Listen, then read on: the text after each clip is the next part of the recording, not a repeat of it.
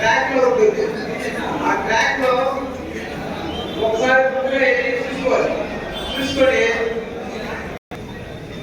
మామూలుగా driving test లో చాలా మంది ముందు మనం ఈజీగా లైసెన్స్ తీసుకునే అలవాటు ఉండడం వల్ల దానికి భిన్నంగా ఇప్పుడు టెక్నాలజీని ఉపయోగించి licence driving licence test conduct చేస్తున్నారు. అందులో భాగంగా మనకున్న అపోహల వల్ల భయపడిపోయి మనం వేరే మార్గాలు ఎదుర్కొంటున్నాం లైసెన్స్ పొందేదాని కోసం. ఏం భయపడాల్సిన అవసరం లేదు.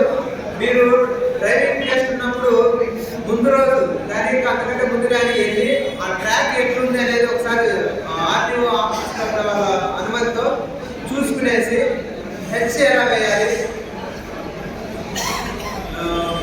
8 ఎలా వేయాలి, కరువులున్న దగ్గర ఎలా వెళ్ళాలి, అప్పున్న దగ్గర పైకి ఎలా వెళ్ళాలి, మళ్ళీ డౌన్ అయ్యేటప్పుడు ఇంటికి రివర్స్ వచ్చేటప్పుడు ఎలా రావాలి, ఇలాంటి బేసిక్స్ కనుక మనము తెలుసుకున్నట్టయితే డ్రైవింగ్ టెస్ట్ చాలా ఈజీ అవుతుంది, ఈజీగా పాస్ అవుతారు.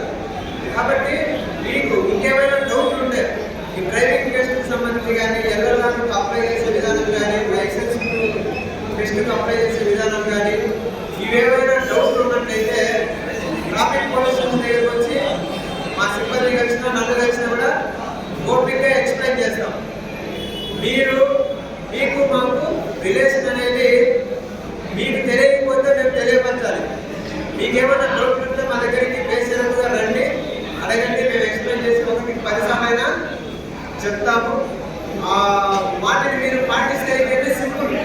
చాలా మంది టైం లేక లేదంటే డబ్బులు లేక కాదు కానీ తెలియకపోవడం వల్ల లైసెన్స్లు తీసుకోవట్లేదు. కాబట్టి దయచేసి లైసెన్స్లు ప్రతి ఒక్కరు తీసుకోండి. దానికి అవసరమైనటువంటి ప్రొసీజర్ మీరు అప్లై చేసే ముందు వీసా వెళ్ళాలంటే అప్లై చేయండి, లైసెన్స్ టెస్ట్కి అప్లై చేయండి.